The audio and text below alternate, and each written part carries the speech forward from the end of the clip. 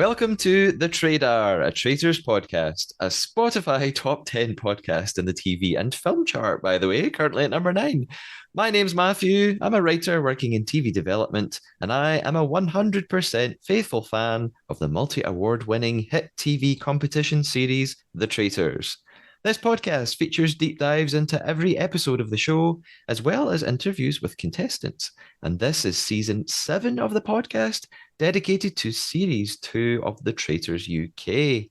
If you're looking for the Traitors US coverage, that's running concurrently. So have a look through the episode titles to find the right one. And the titles do not have spoilers, so don't worry. On every edition of The Trader, I'll be joined by a special co-host. He'll help me break down an episode of the TV programme, hopefully have some laughs, and maybe even betray me. Before we meet that guest today, it's time for some updates from the world of The Traitors in TT News.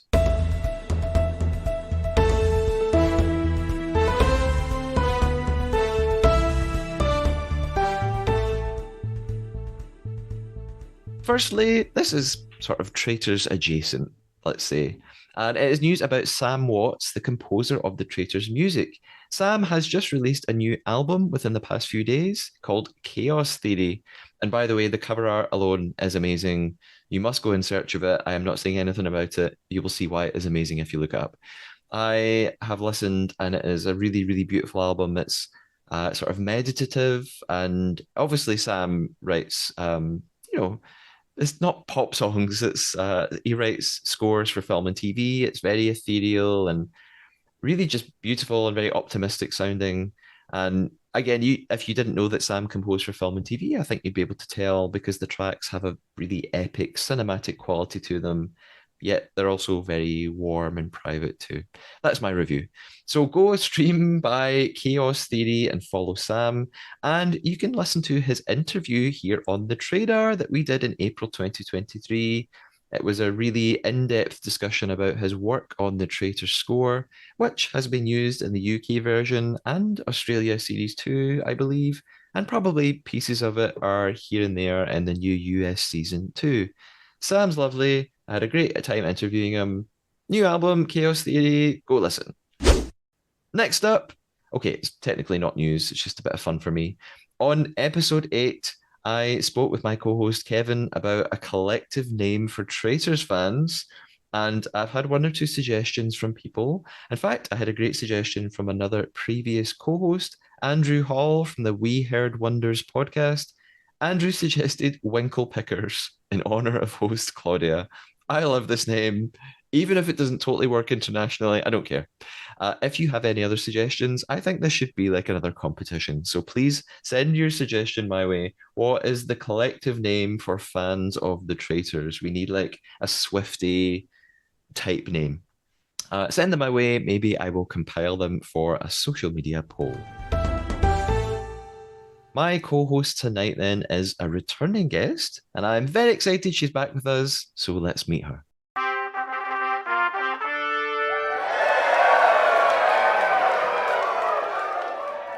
The guest today is Maria Ames. And it's funny because every time I type the name Maria, my brain adds an H to make it Mariah. Because if you caught episode 8 listeners, you will understand this. So Maria, not Mariah, is big into musical theatre and has recently played parts like Princess Fiona in Shrek, Joanna in Sweeney Todd, and a showgirl in Funny Girl. Her degree is in TV production, and she wrote her dissertation on the rise of reality TV. So we literally have an expert here. Maria has also worked with Line Pictures and the BBC. Maria, welcome back. How you doing? I'm doing good. Thank you so much for having me. I don't know if I knew last time we spoke that your dissertation was on the rise of reality TV. So, like, I should have known that. What kind of reality TV did you write about in it? Well, this was a fair while ago now. So at the time it was mostly Big Brother Okay. because that was the big thing then. That's what Yeah. everyone was watching. Yeah. Have you watched the sort of reboot in the UK? No, I haven't, which is terrible. Um, no, I should have. It's no, it's fine. Your attention has shifted to the traitors. It's all okay. I That's don't know if it's the same without Davina. I'm gonna put it out there. yeah, I mean, I I I I do miss Davina and I love Davina and She was my Claudia AJ of and the Will day. are fine, but yeah, Davina is like classic gold Big Brother to me as well, so I understand. And actually, Maria, in a way, you have already been on this season of the podcast because you've sent in some questions that David Bloomberg and I have mused over. Have you been satisfied with our responses? Yes, very much so. Um, I go for my walks with my dog and I listen to the podcast and I hear my name come up and I'm waiting for the answers. Yes, I'm very satisfied. Excellent. I'll tell David. And by the way, listeners, if you have questions or thoughts about the series that you want us to discuss, send them in on social media or email. I'll put all the details at the end. And it's great to get questions sent in. It gives us something else to think about, something that maybe me or the co-host hadn't already thought of. So one more thing I want to ask Maria before we get into our own deception. Usually I ask people, oh, how are you enjoying the season so far? But we're really at the last quarter now. We have 3 episodes left. So what I want to ask you is, how have your opinions or your predictions changed across the season? Unless they haven't changed at all. Well, I think I was convinced to begin with that Paul was gonna do it. It Yeah. was gonna be him. Um, so obviously, I guess it's not a spoiler now. That isn't the case. So that's definitely changed. I no longer think he can come back and win it. Um, but aside from that, I'm still convinced it will be a traitor win.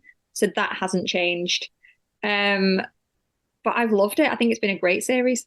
Yeah, I agree. And I agree about the traitor thing. And I've been saying that throughout the podcast. I think a traitor will win this season, but maybe we'll talk more about which traitor that will be at the end of the episode. Now, speaking of traitors, we are going to try and betray one another because we are about to play the Trader Traitor. Our not so secret mission from here on in is to tell one lie to one another. The lie has to be a fabrication or a made up fact, big or small, about the traitors or about ourselves or anything else. For example, I could lie and tell Maria that I've actually been cast in series 3 of The Traitors, which sadly is not true just yet. However, my lie couldn't be me saying I would like to be cast in series 3 when my true feelings are that I couldn't think of anything more stressful. That would be a fake opinion. So we're looking for fake facts, not fake thoughts and feelings. At the end of the episode, we each have to put our traitor hunting skills to the test and decide what we thought the other person's lie was. Now, uh, how do you feel about it, Maria? I can't remember how if what happened last time we did this. Well, I'm guessing I lost because I always lose. you didn't actually, you got mine. You got mine. I didn't get yours. It's gonna change. It's probably well.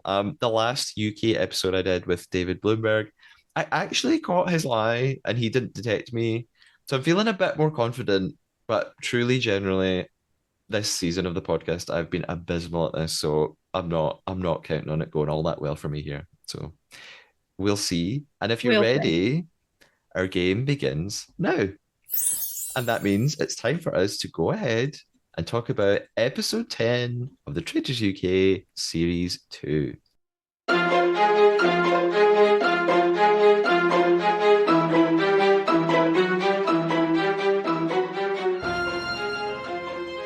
We start off with a recap then of what happened in the previous episode. We're reminded that Harry won the shield and he has a plan for how he wants to use it, which we'll probably talk a little bit more about in Traitor's Tower.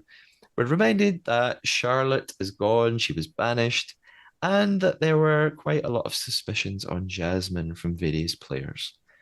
We start off at Traitor's Tower then, and Harry reiterates this plan he's got. So he's won the shield. Some people know he's won the shield and some people don't. He won it very secretly and tucked it away, but Molly caught him and then he chose to tell a couple of people. And his plan is to, uh, well, they've recruited Ross now, of course. And it seems like Ross is out to get revenge for the murder of Diane, which nobody understands yet. And Harry is going to pretend at breakfast that he was the intended murder victim and pull out his shield and say, "Oh my goodness, look, they tried to get me. That means I'm a faithful." Uh, Ross is like being sucked into the life of a traitor already, but yes, again, he's livid about his mum's murder. Now, obviously, Maria, we now know what happens at the end of the episode. We know where it's going. But like, did you have confidence in Ross doing well? Um, honestly, no. Why not? Oh, I don't know. Track record? Um, no. And I genuinely love Ross. I think he's great and I think he's brilliant to watch. Um, but no, I didn't feel confidence in him, sadly. Okay, so maybe what ends up happening in this episode, you weren't totally surprised at? Not massively, no. Okay. I feel like I at the end of the episode 9 recap podcast, I was like, "Hey, I've changed my mind about Harry. Maybe Ross is the one." How wrong I was! Like I was so fooled. I was fooled by the storyline they were building us. They were giving us this like, Ross is going to avenge his mother, and I was like, "Yes, that's where this has all been leading." But And wouldn't that have been just something? Oh, I know it could have been so poetic. And like I kept seeing on social media, people being like, "Oh my God, the traitors have engineered the story of Hamlet," but it was not to be, I guess. So after Traitors Tower, then it's time for breakfast. Jasmine and Molly are the first two to arrive, and Jasmine's still annoyed that last night Zach just sort of kept coming at her. She says that Zach thinks he's the smartest in the room and that his favorite line when sort of when someone tries to defend themselves like she was, he just says, "Well, you would say that, wouldn't you?" I've talked a lot about Zach, and I'm probably going to talk a lot about him again this episode. Maria, what are your thoughts about Zach? oh, I mean, throughout the episode, whenever I wrote about Zach, I did it in capital letters. Just realizing that. Um, he's so infuriating Yeah. Uh, because I feel like he should be doing better than he is. oh, in what way? Well, I don't know, maybe because he gives this air of being right. I feel like he should be. Yeah. Yeah, I guess he's quite hit and miss. Yeah. So sometimes he is, and we'll probably talk about this. I feel like sometimes he's right with completely the wrong reasoning, and Yes. then sometimes he is just completely wrong. Yes. Like I Agreed. think he I don't I feel like he's suspicious of everyone, which is a good thing to be, apart from Mhm. Evie, weirdly. But you will talk about that, which Yeah. I'm confused by. Uh, yeah, I have lots of thoughts on Zach, but not all horrible. I'm not going to say just horrible, nasty things about him. I'm going to say some nice things about him too. Okay, before people start like being annoyed with me.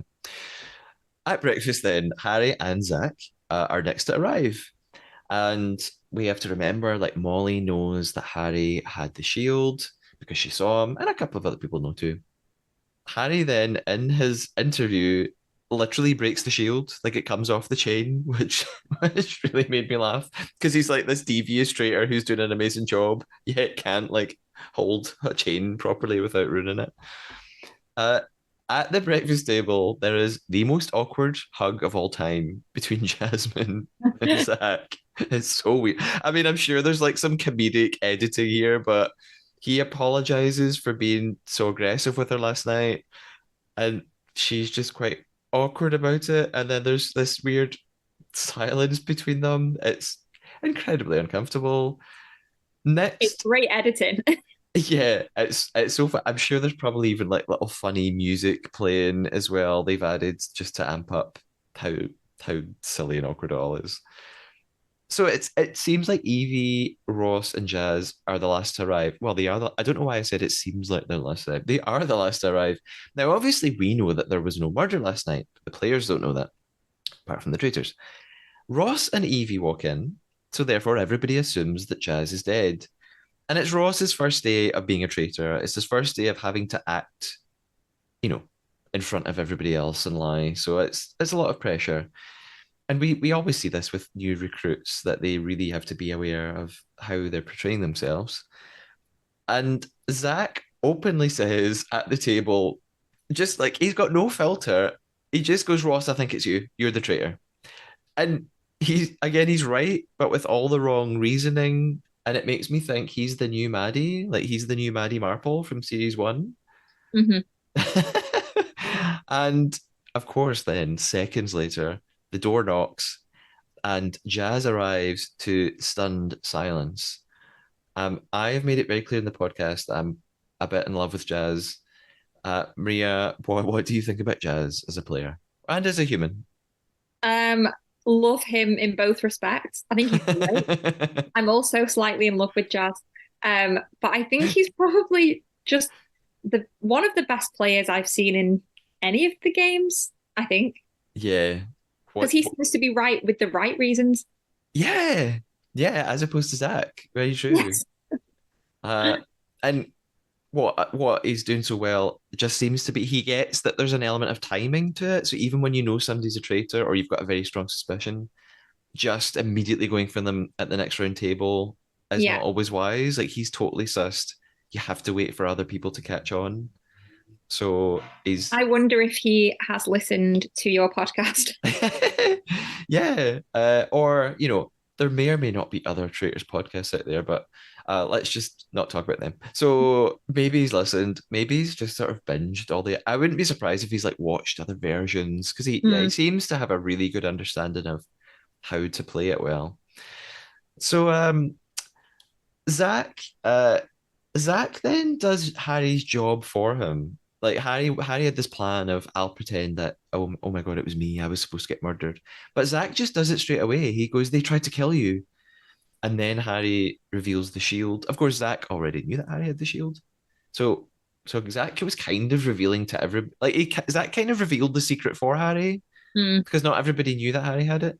And Evie is very confused. We see these shots of her looking like she didn't even know that Harry had a shield, and other people knew that she didn't. And Ross is having to act like he didn't know about it as well. Yeah. And I knew at this point it was going to be a downfall because honestly, my note said, what the hell? He told too many people. Why did he tell so many people? You mean Harry? Yeah. Yeah, yeah, I still don't really know. My only theory is, and I said this last time, I think that he's trying to build alliances, like he's trying to build like friendships and make people think, oh, I told you this secret, and that means I we've got a trust you. ball. Yeah, I trust Yeah. you, and therefore you'll trust me back. So I feel like it was a psychological. But yeah, you're right. He didn't just do it to like two people. He Because there was a said risk several that people knew. everybody would know. Because if they then told one person, then Yeah, they, yeah. yeah. So I don't know if we don't know what's beyond this episode. Will anything come of that? Are people going to come back to this? I'm not sure. Who knows? So Zach goes in for Ross and he say, you must be the traitor because you didn't know Harry had the shield. So obviously you tried to murder him. And Ross defends it a little bit and he says, well, if I was the traitor, I wouldn't have gone for Harry because I would have known that someone who went down in the tunnels Hmm. first in the mission last time may have had it. So I wouldn't have gone for them. I would have gone for someone who was last in the tunnel or didn't even go in the tunnel. Zach then turns on Jasmine. So his truce from 5 minutes ago, when he was like, "Hey, Jasmine, I'm so sorry," it's already over. I've also done capital letters. I've just written he is relentless in capital letters. That's a, yes, that describes it exactly. He is. He really needs to chill out. And I'll say this so many times throughout this episode, but Jasmine, then we get a little bit of her talking in her interview, and she talk. I don't really know why they show us this here. I guess at various points they try and give us like a sense of their backgrounds and their personality, but we get a little bit of her talking about her family and saying that she really misses them. So I wondered at this point, oh, is she going to get banished this episode, and that's why they're giving us a little bit more about her to like Hmm. flesh out her character. I know she's a real person, but are they trying to make us care more about her now to to create a really big blow when she gets back? I didn't. I just found it strange that they added that in Hmm. there. Claudia then arrives in another fine, chunky knit.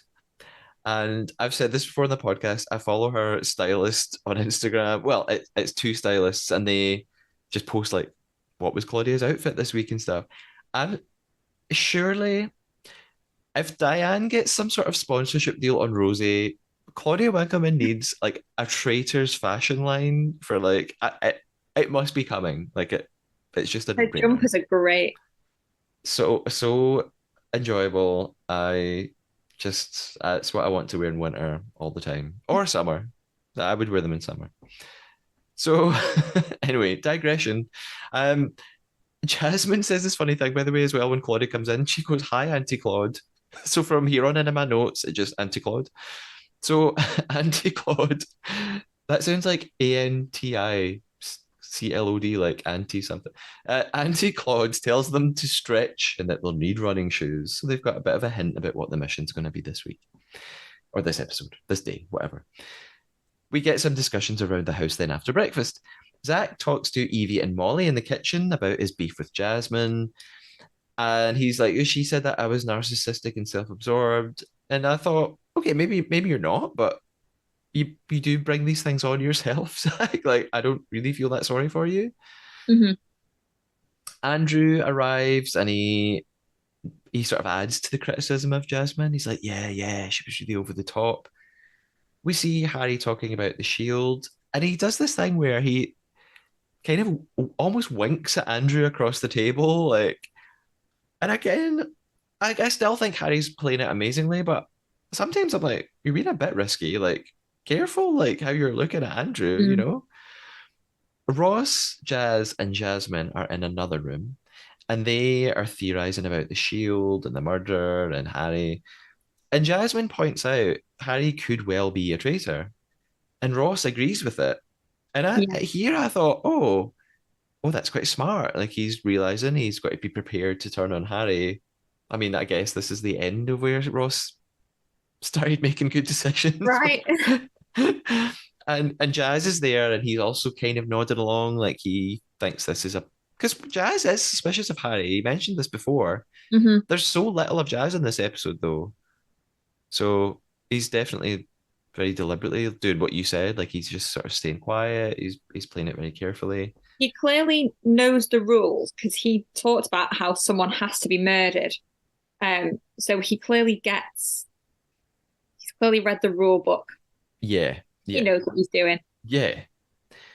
We cut to Ross in his interview, and he says, "I need to start doing traitorous things, i.e., be prepared to backstab Harry if need be."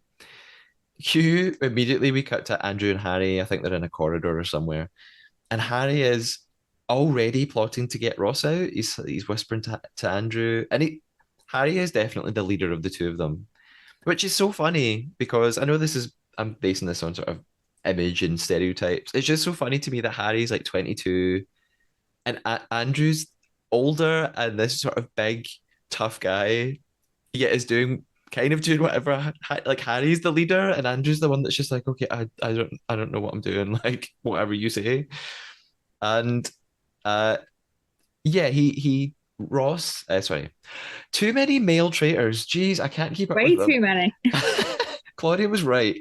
She was right. Harry tells Andrew he would rather be in the final with him over Ross, which I don't know if I believe, but we'll get there. Evie and Zach are in the library and they think that Ross looked a bit panicked at breakfast when he came in. So they think that he's maybe covering something up. And he is, we know that. Evie reckons that if they banish Ross and he's a faithful, then definitely Jasmine is actually the traitor. And this is another bit where we get some of Evie in her interview. And I find out I get more about her than I've ever seen on the show Yeah. so far. Literally wrote down, seen the most of Evie ever. Yeah, which is nice. Like she seems lovely, but she's such a background character in terms of editing. Hmm. This is like her biggest episode, I think. This is the Yeah. most across the episode. She talks about being a vet nurse and how that helps her in the game. She thinks she's really used to being able to adapt very quickly and change her emotions and be quite detached from things.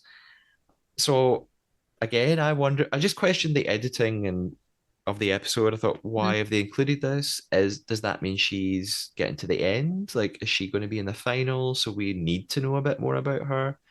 Who knows? I don't have any secrets about how the Traitors is ending. By the way, it's just theory. It's time for the mission. Then we're in the cars on the way to the mission, and Harry is talking to Zach, Molly, and Jazz, and he says, "I think it's got to be one of them in that Jeep."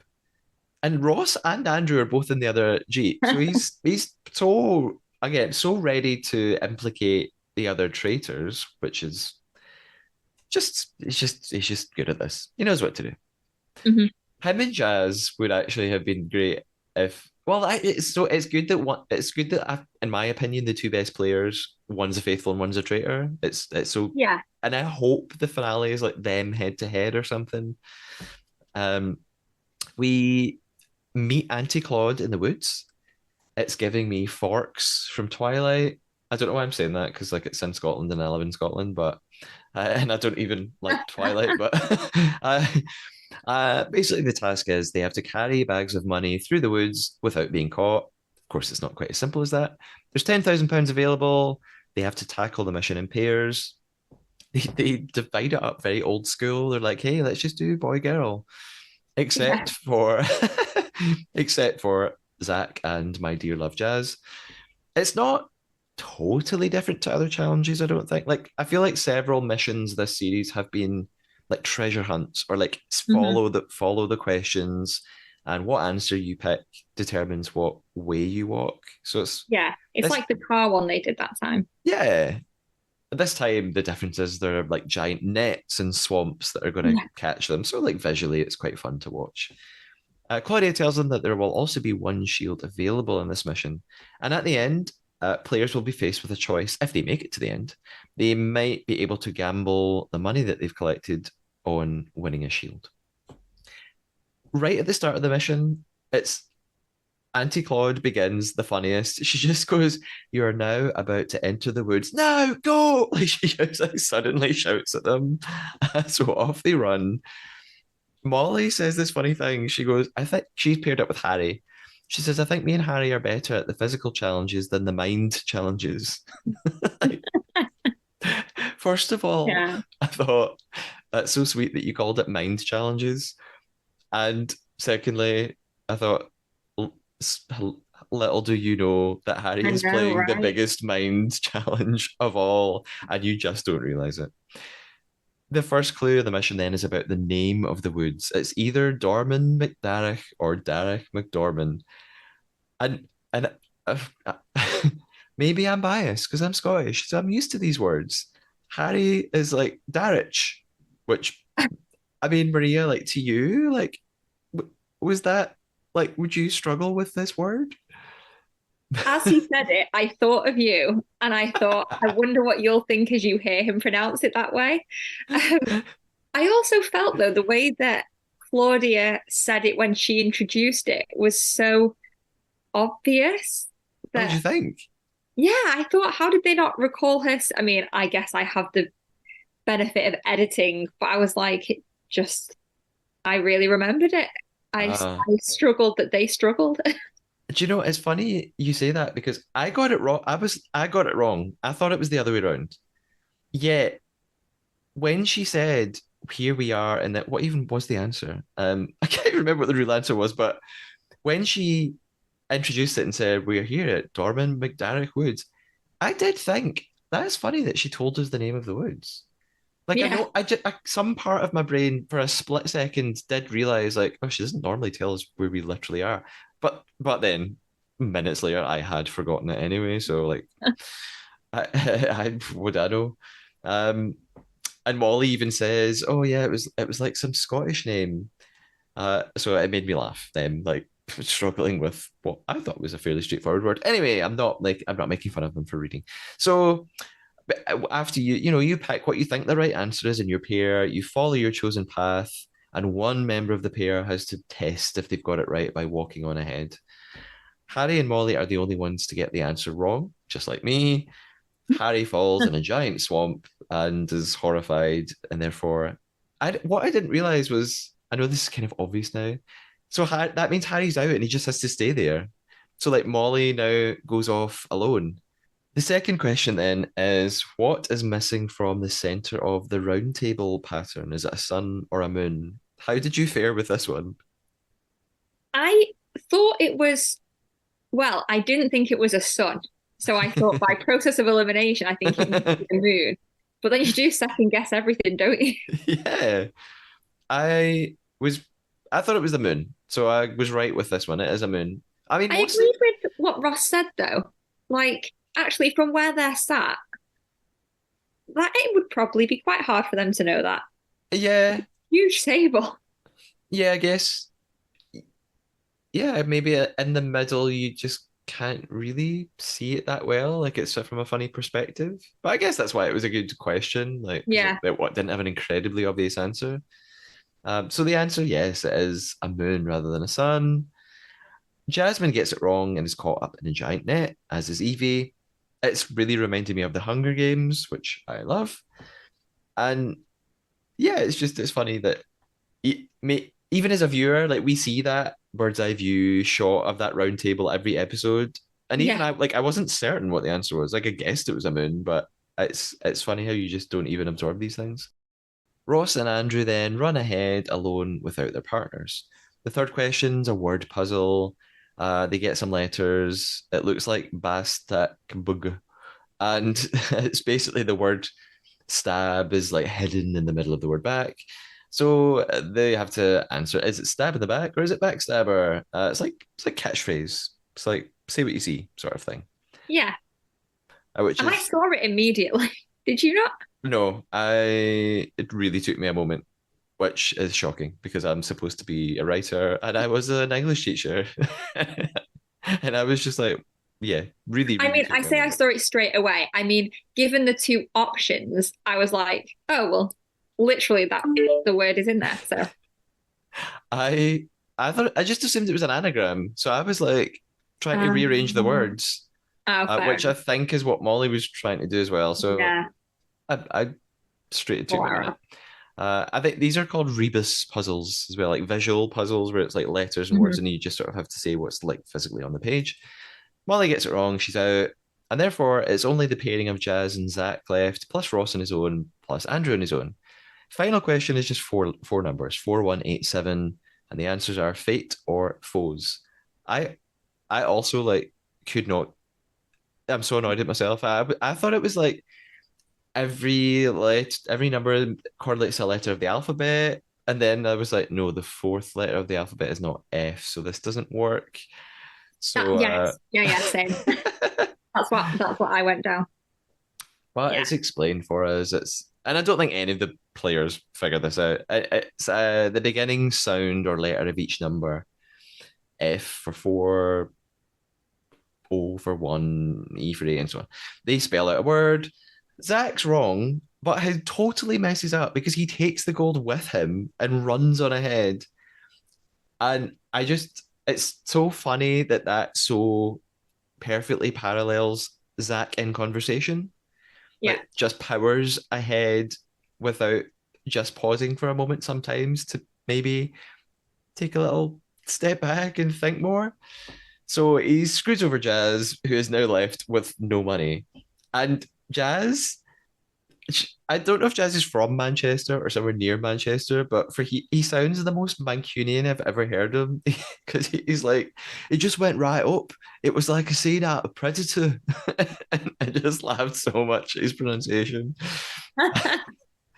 So we reach the end. Jazz has no money, and Andrew's the only one there with gold. They're faced with a final choice. They can either exit and bank the gold they have or risk the gold for a shield. And I thought that the wording was really bad here because Jazz has no money, yet Mhm. still has that option of going to like it doesn't make sense. Yeah. You're not really risking gold if you don't have any. It I just suppose they expected that if you got to that point, you would have brought the gold from your pair. yeah. Wouldn't have So gone up yeah, in oh yeah, you're that right. You're principle. right. Of course, yeah. Yeah, they didn't anticipate somebody would do what Zach did. That's what it is, of course. So I guess they had to just be like, well, Jazz is here with nothing. I guess we'll just let him go and try and get a shield. So it doesn't really work out well, though. They're presented with this pyramid of names. Jasmine's at the top, then it's Aubrey and Andrew. Next row, Johnny, question mark, Sonia. Final row, Evie, Paul, Ross, Zach. Maria, any luck with this one? Well, actually, I got it right, but for the wrong reasons. I thought it was like a bit of a nod to the fact that Diane was Ross's mum Yeah. and that she had been accused of being Paul's mum and that's why she was the missing piece. And I was Uh, like, this can't be how they tell them. It obviously wasn't that. But for a moment, I was like, wow, this is how they find out. yeah, that crossed my mind too. I was like, oh my God, it's a family tree. And then I thought, no, wait, they're not all related. So, yeah, I, I felt so dumb. I needed it to really be explained to me. So, and it was just funny seeing Diane's name again. I thought she's gone from the season, but she lives He lives on on. in Yeah. some form or another. Like they can't really let her go. Jazz guesses the answer is Ash. He sinks in the swamp. He's raging about it. And Diane is the answer because the lines of the pyramid correspond to the number of letters in each person's name. So everyone in one row has the same amount of letters as everyone else in that row. So Diane would fit beside Johnny and Sonia because they all have 5 letters in their name. Yeah, I didn't see this. I was like, Yeah. oh, okay. Maybe if I had had like 10 minutes to look at it, but and who knows how long they had because it's the traitors. I don't believe any of the timings. So maybe they did have 10 minutes. It means that at the end, Andrew is the only person who banks money, and that is £3,000. We are back in the cars then. We're heading back to the house, and there's not a lot that goes on here. They reflect on the mission, and Zach announces very confidently that he doesn't want a split vote tonight at round table. He wants like everyone to go very confidently for one person.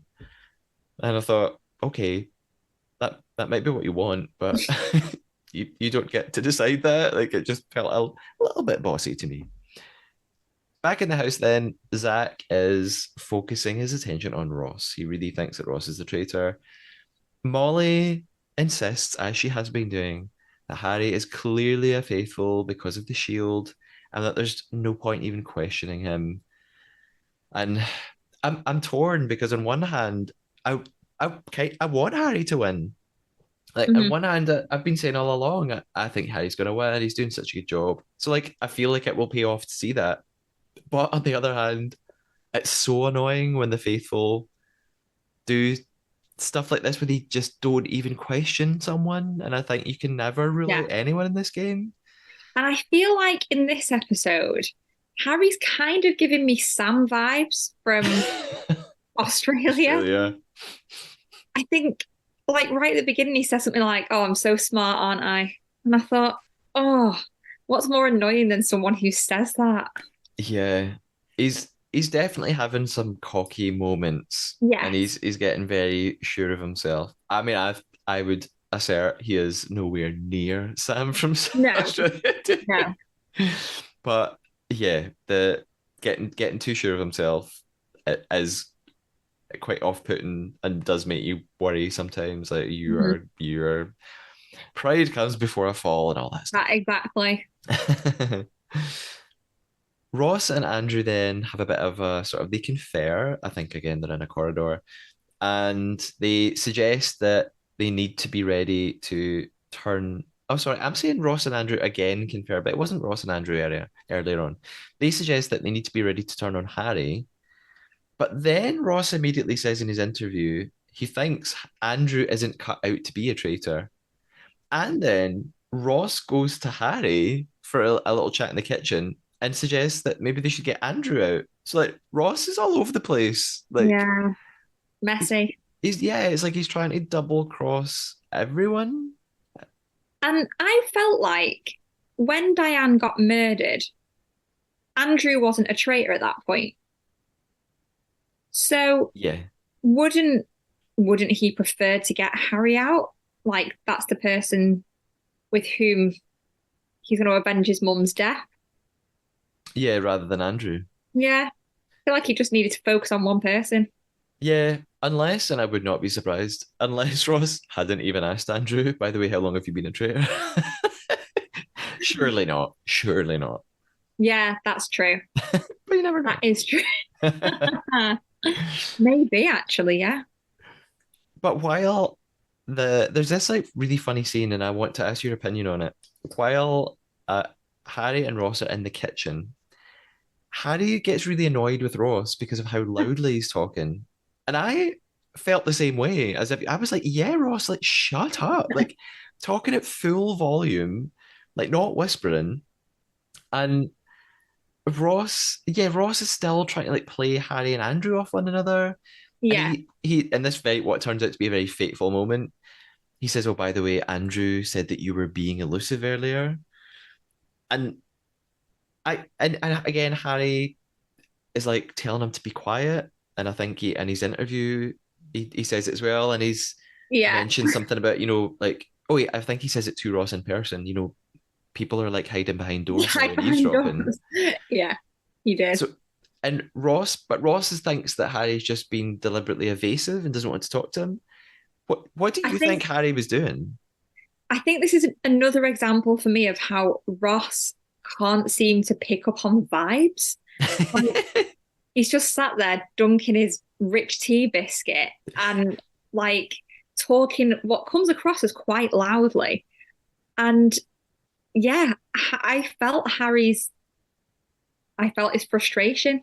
I think Harry was probably genuinely like, I can't believe we've pulled you in and now, yeah, I thought that too. Maybe I'm being really naive or underestimating Harry. I also just thought he was simply annoyed at Ross for talking loudly. And Ross is like, oh, he doesn't want to, he's trying to evade me. I don't think Harry was, really. I think he just genuinely was like, shut up. yeah, I agree. It's time for the round table then. And Claudia tells us that the prize at this point is £68,150. Ross goes first in the discussion. He wants to defend himself because he knows that Zach is going to come for him over this whole theory about the shield. So Zach's theory is, Ross, you didn't know Harry had a shield, and therefore you tried to murder him because you're a traitor, and you got it wrong, and that's why Harry's still here. And yeah, Zach just sort of reiterates this. He says, well, and if it's not you, Ross, it's Jasmine, because Jasmine, you also didn't know who had the shield. And Jasmine says, well, what about Evie? She didn't know either. And Zach has this weird, I mentioned this earlier. Zach has this weird explanation of why he doesn't suspect Evie. He just goes, yeah, well, we already talked about it earlier, and like I just trust her, and we just both think we're faithful. And I was like, is that it? Like, is that your reasoning? Like, what do you think? Yeah. It's yeah. And then it kind of cuts to her and she's nodding like, yeah, it's true. We Yep, did. we did, and we trust each other. It's fine. Yeah, I thought, why do you trust her so easily? And it's clearly just a personality thing. He just obviously gets on with her. Yeah. But I just thought, Zach, that's not that convincing. So it confused me. I didn't think it was a great defense. No. Zach keeps going at Ross and he's saying, well, you looked panicked at breakfast. And I think now you just look like you're really desperate and you're clutching. And right, I have to breathe. That's I'm getting angry. He continues to do his number one favorite thing, which is to just utterly refuse to stop speaking. Oh, yeah. And I feel like you will be able to relate to what I'm about to say, Maria, because you used to be a teacher like I did. This just reminds me of behavior I used to see, not all the time, but from time to time, you would get kids who did this. They just could not speak, where they just were so desperate to get the last word. Like, is this something that you came across in teaching? Oh, yeah. And I mean, I have two children, so actually it's my life. And um yeah, this was the point where I put Zach is so infuriating because I think I would lose it with him. Like if I was Ross, I I don't think I could be in that conversation. Yeah, yeah. And I mean, maybe I feel the same. I think like I would so lose my temper, and then I think, no, do you know what? There's cameras on me, and there's other people. Maybe I would hold it together, but it is infuriating. And also, I'm going to make a little sort of side note here. I don't know if this is here or there, if I should say this. I've seen lots of comments online of people who seem to have diagnosed Zach as being like neurodivergent or on the autistic spectrum. I have no idea if that is true or not. I don't know how people know that or if people are just guessing. I don't think you should speculate on that about people if you don't No. really know. And even if that is the case, that has nothing to do with this whatsoever. I think Zach talking over people like is not a trait of being neurodivergent. So I just a thing I see online. People have been like, oh, "You don't understand, Zach. He's neurodivergent." And I'm like, "Is he?" And also, that's not a reason for this. Stop it. Yeah. And I mean, whether he is or isn't, I suppose that doesn't mean that people can't have the opinion that it's quite an annoying trait Yeah, in this situation for Ross, for example, because that's quite it's quite a force for someone to constantly talk over you. And yeah, I mean, I'm guessing he's feeling the pressure because he certainly looks like he is. yeah, I yeah, did feel sorry for Ross, I can't lie. yeah. There's there's there's also a and I sort of watched it back because I wanted to get this right because sometimes I make little mistakes and people online correct me.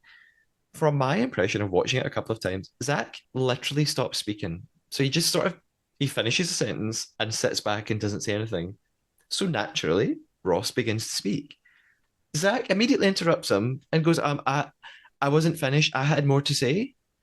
And it was like, well, we didn't you stopped talking. We didn't know that. Like, it's just and like I'm sure Zach is probably a lovely guy. I'm sure if I was in that game, probably get on quite well with him. I'm just saying, it seems like he portrays annoying habits Yeah, on TV. That's all. I suppose I suppose we have the benefit of knowing when he's right and wrong. And if he Yeah. was actually right all the time, we'd be sat there going, he's incredible. Look at him go. A bit like Annabelle, my favorite faithful. Yeah. And, you know, whereas if she'd been wrong with what she'd been saying, we'd have been like, oh no, how Yeah. embarrassing. Yeah. So I guess, yeah, at that point, he obviously thought he was right. And I mean, at that point, I guess he was, Yeah. but It's just not very for reasons he thought yeah, he was. yeah, yeah. That's very true. Ross then presents this theory that I struggled to follow. He says this phrase, it's quite ambiguous. He says, Zach, he uses the phrase, you could pin it on Harry. And I didn't know what he meant. I thought, are you saying Zach's accusing Harry of being a traitor? What I think he meant was, you're going to pin me being a traitor on Harry not being murdered last night. I think Yes, that's what yeah, he yeah. meant. And he says something else about, oh, you're not questioning anyone else around the table. And then Zach says, why is it only me you're accusing? And Ross is like, well, why is it only me that you're accusing? And they just go back and forward. Jasmine speaks and she, I think, very cleverly explains, Zach, you could still well be a traitor, even though you knew Harry had the shield. Like, it doesn't, Yeah. Harry still being here doesn't mean he was targeted by someone who didn't know he had a shield. She says, Mhm. you could be a traitor and you knew he had a shield and you could have invented this whole scenario, which isn't true, but could be true. Yeah, I And quite liked the theory actually. yeah, so Jasmine's really clever. Like she's good at imagining different scenarios. I think Jasmine is quite good at not ruling anything out. I think Hmm. she's quite open minded to the idea that it truly could be anyone. Like I feel like I've seen her Yeah. questioning everybody at some point in like discussions, not necessarily at round table, but yeah, I Yeah, I think agree. she's totally prepared for it to be anyone that's a traitor. I don't know if you spotted it as well, but there is a moment at some point where Claudia is like in the corner of the round table room. I don't think I've ever spotted her before in the discussions. And she was just kind of like looking kind of uncomfortable, literally in darkness. Yeah, It just made me chuckle. yeah. It's I have noticed that sometimes like she really is there the whole time, and she just lurks. She just usually folds her arms and just leans against the wall, and it's funny. I generally become blind to it and I don't see it, but every now and then I catch glimpses, and I don't think I did in this episode, but yeah, every now and then you do just see her in the background hanging about Yeah, very I'd never seen it ominously. before. I really enjoyed that. Jasmine and Ross then kind of pair up against Zach, which I thought was smart of Ross. I thought it's probably a good idea to get, like, if someone's agreeing with you, really Mhm. big it up and make someone else the target. And while they're doing that, Andrew whispers to Molly in what ends up being quite a significant moment. He whispers, "Are you voting for Ross?" And she just shrugs. So Andrew's clearly trying to guess, like, what way is this going to go? Mhm. How should I vote accordingly? The Zach versus Ross and Jasmine fight just continues on. Evie speaks up and she keeps calling Ross babe. She's like, right, listen, babe. And it really made me laugh because, again, I just have heard so little from Evie that I thought, oh, I didn't know you were like a babe kind of person. Yeah. And they're obviously close, I think. She's thinking that he's a traitor because she says, well, you batted really hard for Paul, meaning you defended Paul so much when he was a traitor. That makes me think you were a fellow traitor to him, which he wasn't No. at the time. He just was utterly wrong about Paul.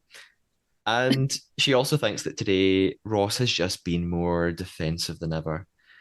And at this point in the episode, I was really torn between who was getting banished. I didn't have a totally clear idea yet. I thought it's either Ross or Zach or Jasmine. I couldn't tell.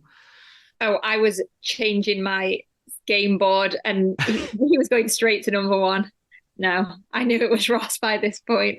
Uh, I I was I was so unsure, and it made me think. Well, earlier when Zach was like, "We're going to have a straightforward vote tonight, guys," I thought, well, Zach, that's clearly not going to happen.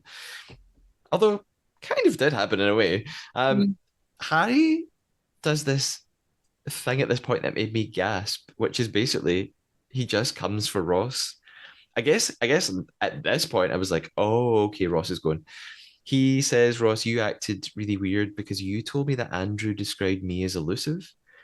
And I couldn't tell who Harry was attacking. I thought, are you attacking Ross for like gossiping? Or are you attacking Andrew for saying something about you? Or are you very cleverly attacking both of them? Yeah. And why are you doing this? Like, I couldn't quite get a read on his motivation here. Like, I just didn't know why he needed to speak. I thought, you're not under pressure here. Just sit back and go with the flow. And there's this like weird, bizarre argument breaks out between Andrew and Ross because Andrew's claiming he would never use the word elusive. He's like, I would never say that. Elusive, me. And they just argue with Ross, like, you did say that, you did. And I think Andrew did say that. Well, I'm sure he did, but it did make me question then, like, did he? Because Yeah, he quite convinced me that he didn't, but I'm sure he did. I'm sure he did. And I'm sure we see Andrew in little interview clips saying, like, oh God, I just had to like really blag it and I really had to lie through my teeth, like defending myself. So I think he did say it. It's like the three traitors then end up in a bit of a standoff, and then it just narrows down to Ross and Andrew. And And I uh, don't get why at this point, when it seems like it's really going to be Ross that's going, why doesn't he just go for Harry? um, I guess I don't think anyone else would get on board with it. Yeah, I just feel like that'd be a good last ditch attempt. Yeah. But although I also think that going for Andrew at the last minute is weird. I just thought Yeah, he should have Ross stuck on that. just stick to Zach. Like, Yeah, why at the last minute are you now creating an argument with Andrew who no one else had questioned? yeah, true. Unless they did and we didn't see it in the edit. I feel like at the minute, Andrew is pretty safe because if people believed he was a traitor, that would mean that down in the dungeon there were three traitors. Because Ash was one, Oh, Paul of was course, one, yeah. the other one was murdered. So there's only Andrew left. And I just think he's probably solidified himself as a faithful. Yeah, that's a really good point. I had forgotten that.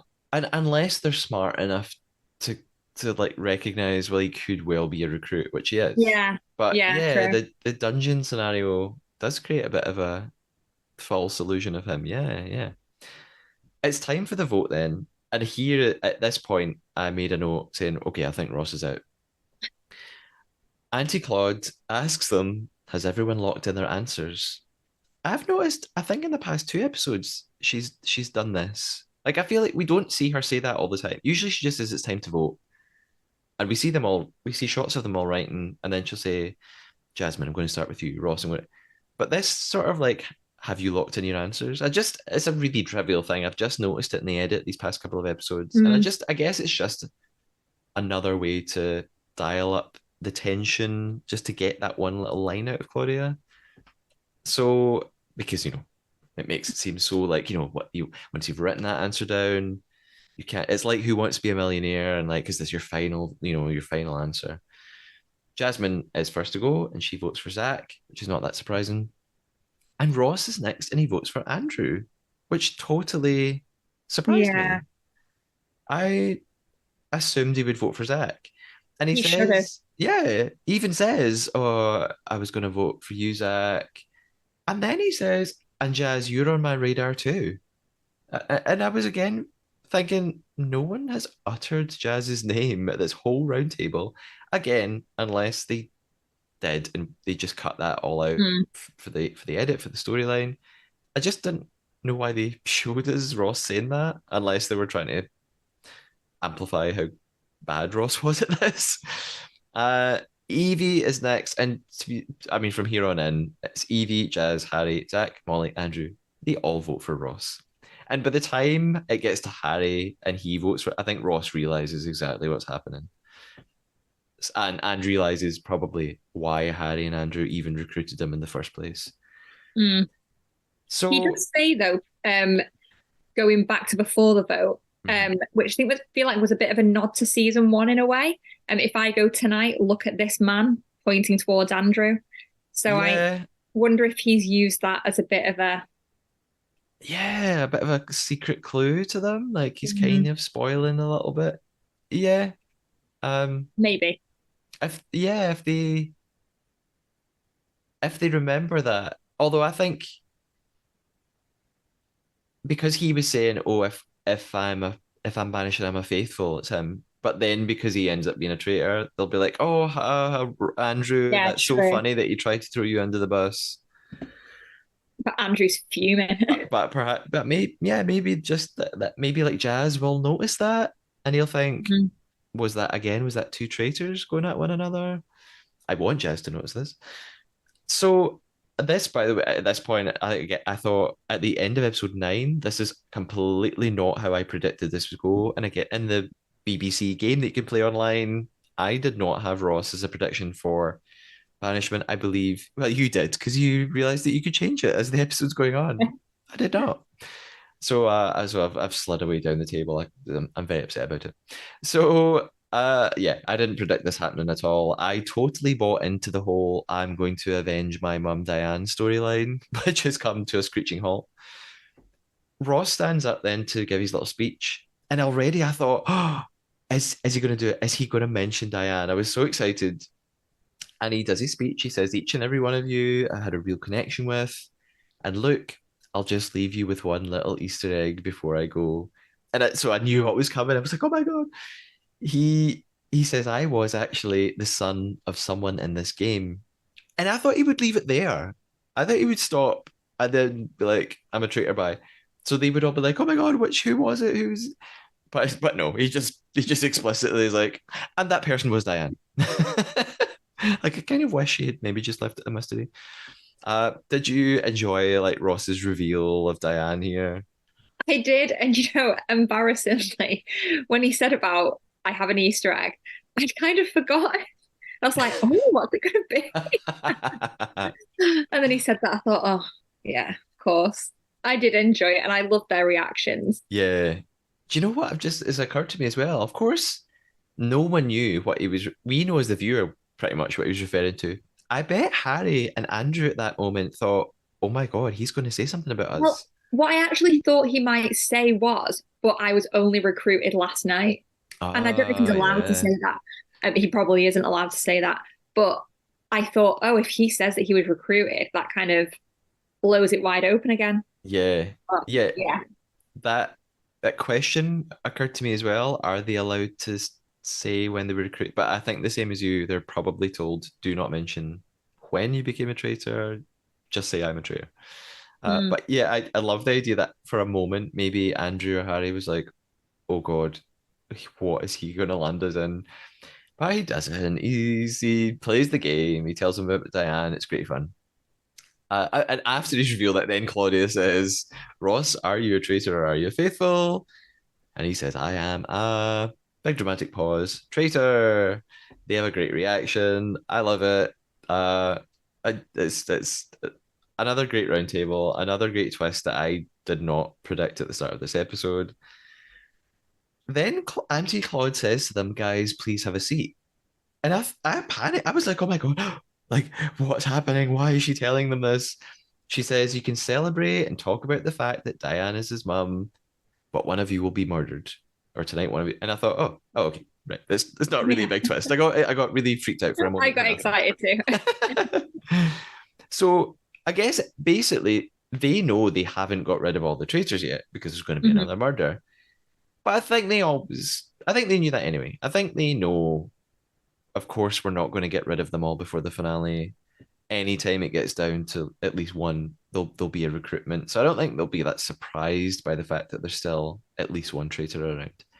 I do I think, think they think there's one. yeah, I think so too, which is very good for the two remaining traitors, Hmm. or is good for one of the remaining traitors. Well, yeah.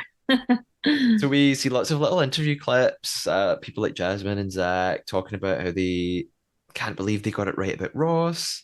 Of course, they don't know that he was just recruited. So yes, they got it right, but they have misunderstood something about Ross. So they will probably go ahead thinking that they'll believe Zach's theory that he didn't know that Harry had the shield and tried to Yeah. murder Harry, and that's just so wrong. But I truly think Harry's plan has worked out. I think he's Yeah. going to get away with it. I think It's he's very clever. Very, very yeah, clever. he is. Which and again, he comes across as so young and so like I think he almost plays up to being a little bit clueless, but just plays up to being like a teenager Yeah. almost. Yeah. Yet, like you say, is really smart at thinking several steps ahead. Like he has the game sussed. He's so impressive. It's time for basically a debrief round the house after round table. They're all totally shocked about the Diane revelation.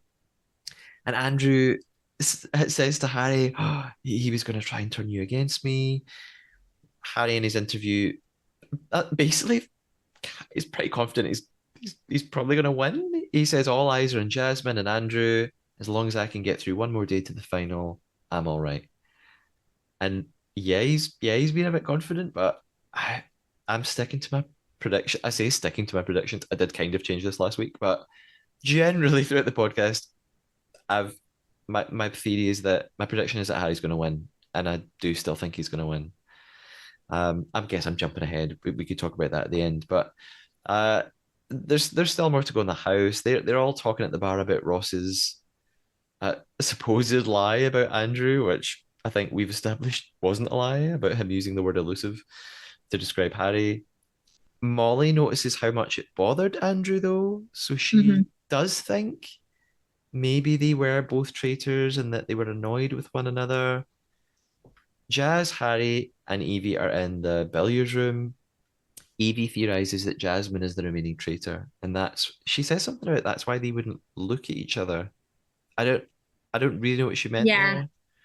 there. Uh, Um, yes, I noticed that and I just yeah, she's got the wrong end of the stick completely. yeah, and I guess that's why Evie thinks that Jasmine and Ross were ganging up on Zach together. Yeah.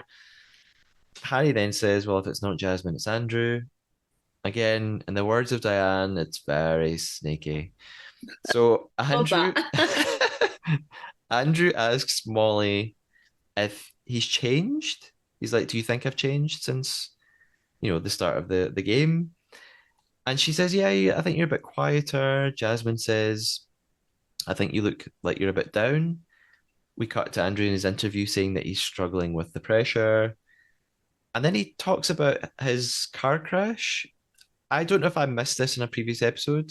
Maybe he's talked about this before, but I felt like this was the first time I was really finding out about it. Mm, So he was in this really severe accident. He was told he would never walk again.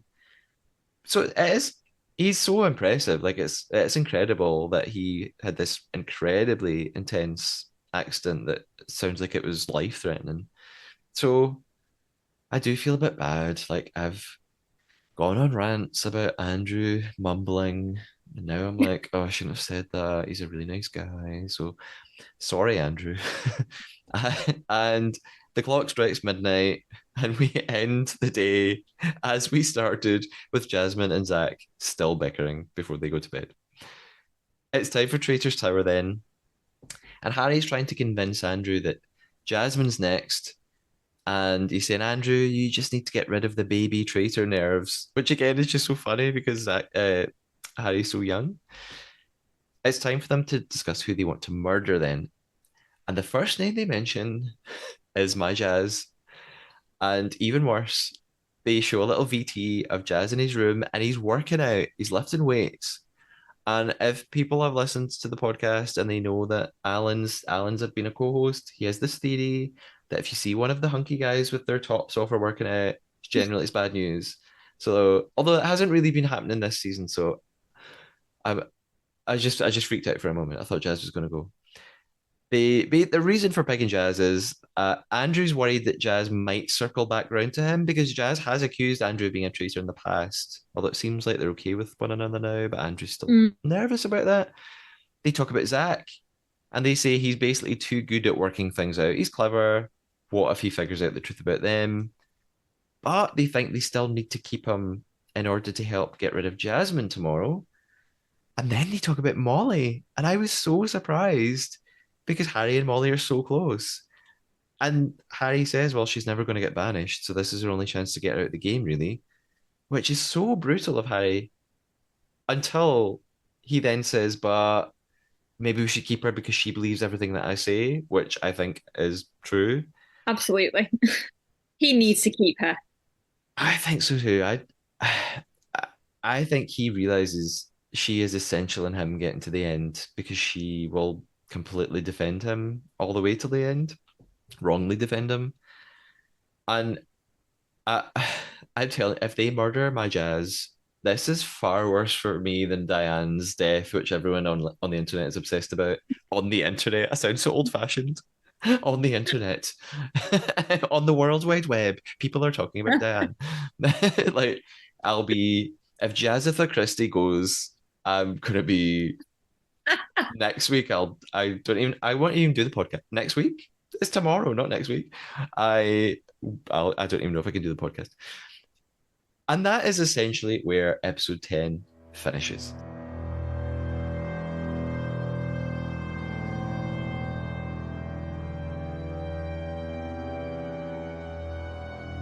Let's talk a little bit about predictions then. So, Maria, who do you think will be murdered? I think it's going to be Jazz. No. I know. I don't want it to be, but it's of the ones they discussed, it's the only one that I think makes sense. I know. I think I just can't bring myself to admit it. That's the problem. I think Jazz is the smartest decision. If I was a traitor, he probably is the one to get rid of. But oh, it's brutal. I can't bear it. I really don't think they'll get rid of Molly because of what we just discussed. I Hmm. think you're right. Harry will not get rid of this ally that he has. I want it to be Zach, not just because I find him a bit annoying sometimes, and just mostly because I need Jazz to be there. Um, yeah. Uh, my so your prediction's Jazz. It's Jazz. Yeah. I am going Zach. I'll go for Zach. That purely out of blind hope rather than actual prediction. I'll go for Zach. I hope it's Zach. Again, not because I dislike Zach, just because I really like Jazz. Yeah, But well, we'll see. we'll see. And I guess we've talked about this throughout the episode. My prediction at this point is that Harry will win And my prediction is I've got it all laid out. I think Harry will. I think Jasmine is going to get banished next, and I think Hmm. Harry will ensure that that happens. But of course, that means she'll stand up and say, "I'm a faithful." So they'll all realize there's still at least I think they think there's one traitor left. So I think they'll all Hmm. be like, "Oh God, well we didn't get it right." And I think at the final episode, maybe even all the way up to the probably up to the end game, I think Harry will throw Andrew under the bus at the last minute, get him out. Everyone will think they've done it, they've won, and Harry will sweep in and win the game. That's how I see it playing out. What do you who do you think's winning? Where's it going? I agree. I think Harry will win. And I agree. I think he'll have to take Andrew out kind of in the last end game. Yeah, Um, yeah. And I feel bad because I feel like there is still some part of me, and I am changing because of listening to David. There is the British part of me that loves the underdog, and I still yeah, feel like the faithful are the underdogs. So there is part of me that just so wants them to win. But then the part of me that's listened to David Bloomberg talk on many different podcasts now is that actually it should be who's played the game the best. yeah, And I do think that's Harry yeah. It's or Jazz. yeah. Jazz has played it so well too. Yeah, it's tricky. I feel the same. I feel like Harry for me has played such a great game. He deserves to win, but wouldn't it be amazing also if Jazz was at the end and he knew Harry was a traitor and he like somehow like if Molly was still there, he somehow convinced her to get Harry out at the very last minute. Like it would also feel amazing for Jazz to be able to do that. That would be so impressive. All in all, I think it's all built up to this fantastic final two episodes now. It couldn't have worked out more perfectly, I feel, in terms of television. And of course, Mhm. it's blowing away the ratings. It's doing, I think, even better than the BBC expected it would do. I think they knew it worked really well after the first season, but it's drawn in so many new viewers who didn't even watch the first season, and there's so much buzz about it on social media or the World Wide Web that it's yeah, I think they're blown away by how well it's done, which is great for me as a fan and a podcaster. Now, before we finish the game that we have been playing, Maria, where can we find you online? If people wanted to follow you, what can they do? I am on Instagram. That's about the only place that I really am, to be honest. At the moment, anyway. I'm a bit like you. I have not yet given into TikTok, but I might. I know you have I now, have now. so you might find me on there eventually. Yeah, it's on the way. Um, so yes, I am on Instagram and I am at Miss MKD. And yes, that's where I'll Fantastic. be. Now, we've got a few things left in the episode. What we'll do at this point is conclude our game of the Trader Traitor. Now, oh, I'm struggling a bit. I did lie to you, Maria. Did you tell me a lie? Yes, Okay. Do you have any suspicions about what I lied about? maybe. Okay. Um, I've got a few guesses. Right, I'm gonna go for yours first. Okay. Oh, go on. Although I feel like there was something you said quite recently and I didn't write it down. I know I would say that. I've written down three things. I wondered if when you said that you wrote all in capital letters about how angry you were at Zach, maybe that was a lie. But then I'm like, no, because that's just so plausible because I did the same thing. So you probably did write it in capital letters. You mentioned that Ross was dunking a rich tea biscuit in his tea. And I was like, did Maria notice that it was a different type of biscuit and it wasn't a rich tea biscuit? And is that the lie? And then, and I really should know this, you said you had two children at some point, and I was like, oh, maybe has Maria only got one child, not two children? But I'm going to go for the ridiculous one. Is it the rich tea biscuit? Is that the lie? Is that it? Oh my That's God. the lie. What? What was the biscuit? It was a ginger nut. Did he mention that? I could just tell I'm really good with biscuits. I just And love you know, biscuits. I nearly didn't do it because I thought, what if you're like, actually, I'm great at biscuits, and it wasn't. Well, I guess I was like, I can't believe that. Uh, I knew that's you'd get it. no, that's pure luck. That's really not even my skill. That's very lucky on my part. Maria, have you got any guesses what I lied to you about? Only, well, I have two actually. Um, I don't think it's this, but I didn't see that Harry broke the shield. So when you said that, I thought, did he? But I felt like that would be too big a thing to lie about because that would be obvious. Hmm. So I think I missed it when I watched. You said that Andrew and Harry chatted in the corridor, and I think they chatted outside on a bench. So that's my guess. The thing about the shield is true. He did break it. He broke it off the chain and he was like, "Oh, I've just broke it." It was like 2 seconds. The lie about Andrew and Harry, well, actually, it wasn't a lie. I we're both right. They started talking inside the house and then they walk outside and they most of the conversations outside, but they kind of started in the corridor. That's where they teamed up and then they Oh, moved outside. So I actually wasn't meaning to mislead you about that at all. My lie was very silly, and I thought you were going to get it because I dropped it in like a brick. It was really early on, and I was talking about I really like lying about Claudia and her clothes or something to do with. I mentioned she came in and she had a big chunky jumper, and then I told the story about her stylist, and I said, "Oh, I follow her stylist on Instagram," which I do actually on the podcast page. And then I said, "Well, actually, she's got two stylists," and that's a lie. It's one woman, not two. So that was my lie. you got me. I got you. Yeah, I'm like, hey, 2 episodes in a row.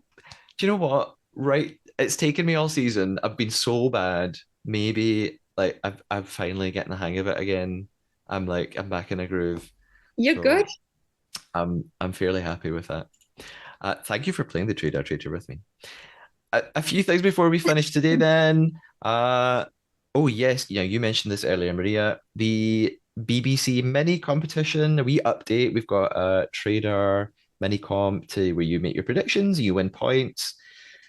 I've already referenced this. I have slid. I have slid so far because of Ross, because I did not predict Ross was going to be banished. Here's the sort of top 5 or 6 in the leaderboard. Number one is still Kevin McStrav. I, but close behind him is Rachel. Rachel, there's 50 points between them. In third place, I feel like this person was not in even the top 5 or 6. Nine Vickman is 200 points below that. And then it's someone called Gatsby's Pants. Fantastic name. And in fifth place, it's me. It's very sad. Um, Maria, you're not too far down the list. You're right. In fact, you and David are matched on 1,300 points. You're sort of joint eighth there. But I feel like anything could happen between now and the final. If you want to join the mini competition, I think maybe you can carry over your points. If I'm not totally sure, but if you want to anyway, and you didn't even know there was a competition, the link is on the pinned tweet or post on the podcast X page, and it's also in one of the highlight reels on the podcast Instagram page. A wee thank again to someone who has donated on coffee. In fact, a couple of people who donated on coffee. The first is the lovely either Patrick or Pad. I don't know how Patrick slash Pad goes. Paddy, Patrick. Thank you so very much. Also, Patrick slash Pad is also the mysterious Cinnamon Bun who has been played. Cinnamon Buns, sorry, Cinnamon Buns plural. He's number 10 on the leaderboard and he revealed that that's who he was. So he sent in a donation. That was very, very kind of you. And there was another donation, a very, very generous donation last night from someone called Trish.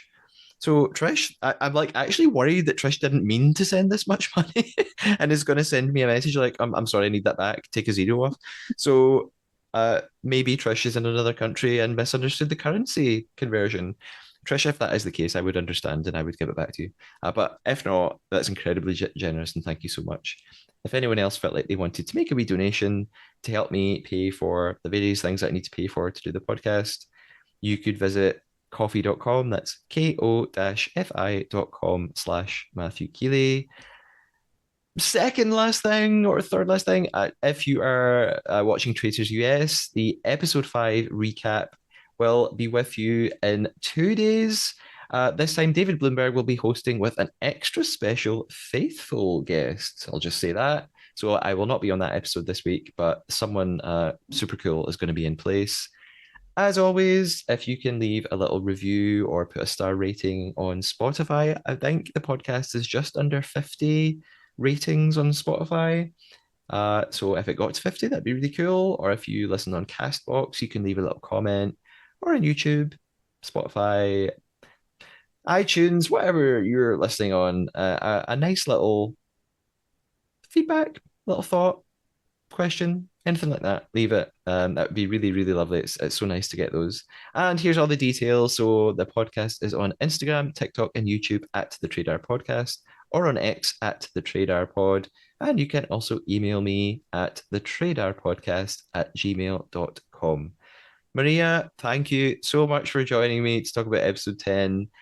I I hope you've had a nice time, first of all. I have had a great time. Thank you. Thank you so much. Really appreciate it. And I can't wait to hear your reactions to the final 2 episodes on their way the next 2 days.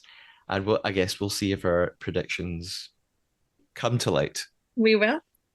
I hope everybody has enjoyed this episode. And until next time, keep us on your radar.